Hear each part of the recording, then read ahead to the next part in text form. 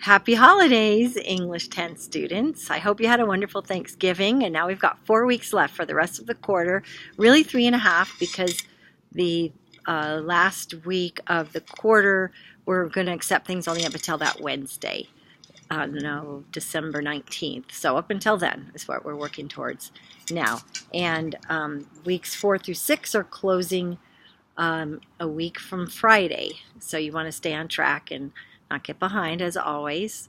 So this week we've got lots on the tap. For one thing, I've graded all of the first drafts of the critical review essay where you decide does the movie do justice to the book, except if you turned it in after last weekend. If you turned it in over Thanksgiving break, then I haven't graded it yet. But all the others are graded, so look at those and write your second draft, which is due Friday, November 30th, the end of this week. If you didn't write your first draft yet, you can still turn it in. You just won't get the extra credit points that those who wrote it by last Friday when it was due got the extra credit. But you'll still be able to turn it in and get some feedback from me if you do it by Monday. By today, Monday, November 26th, if you want to get that feedback, get those 25 points, and write a really good second draft, which everyone can write. Whether or not you turn in a first draft, you can write that second draft and turn it in on the 30th. Even if it's technically a first draft, I'll still give you the 75 points if you write a really great essay. It's harder to do that if you haven't turned in the first draft and gotten the feedback from me, because I'm the one who's grading it. So hopefully you'll do that by today, Monday. And then the other thing we're doing this week is reading Julius Caesar. The first assignment is an introduction to Shakespeare, who's the author of Julius Caesar, and gives you some background information on the play. So it's based on a true story. There really was Julius, who was Caesar of Rome, and he was really stabbed by multiple members of his Senate, who were afraid of the power that he was gaining because he was such a powerful and efficient warrior that he had conquered a lot of foreign lands and came home victorious, and the people loved him.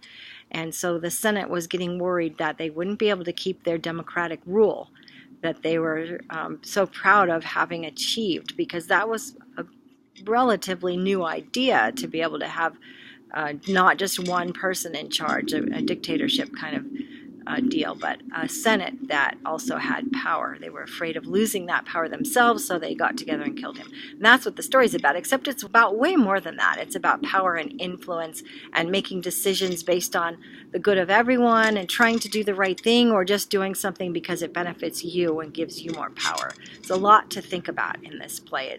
It's not easy to read, but it has really good ideas that are still really powerful and pertinent to today. So I want you to think about the idea of influence before we end this video. I want you to think about when you've been influenced or maybe influenced someone else in your life, and write that for your response to this video. So I'll give you my examples.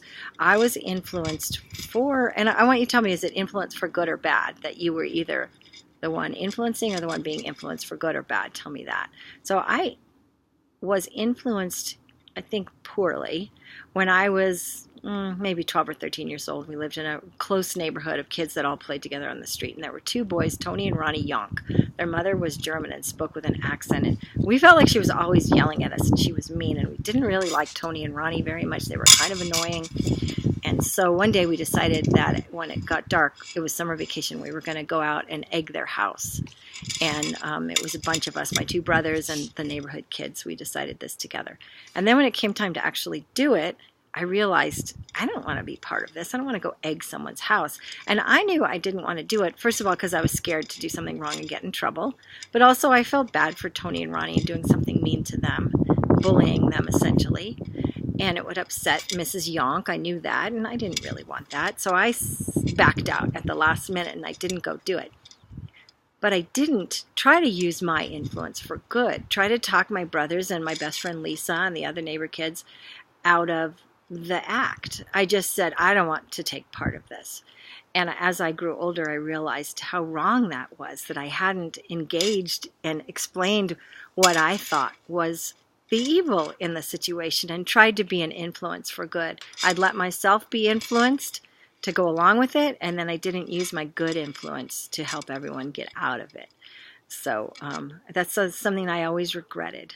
And then I felt like, I can't remember what my influence for good one was. That one kind of encompasses enough, and I've talked long enough, so I think I'll stop there. And I'm really looking forward to hearing your stories in the response below, and seeing your first drafts come in by Monday, and seeing your second drafts come in by Friday. Then you're done with the essay for the quarter, and you won't have to worry about it anymore. Okay, good talking with you guys. I'll see you in class on Wednesday at 8:30. We'll read Act 1 together, and it'll be much easier if you come to class and start it as a group and hear it read aloud by classmates and get that extra credit. So I hope to see you Wednesday at 8:30. Okay, thanks. Bye-bye.